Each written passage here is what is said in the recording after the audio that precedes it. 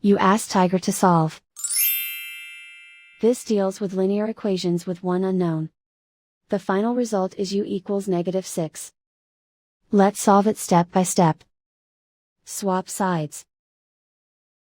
Isolate the u. Divide both sides by -4. Cancel out the negatives. Simplify the fraction. Move the negative sign from the denominator to the numerator.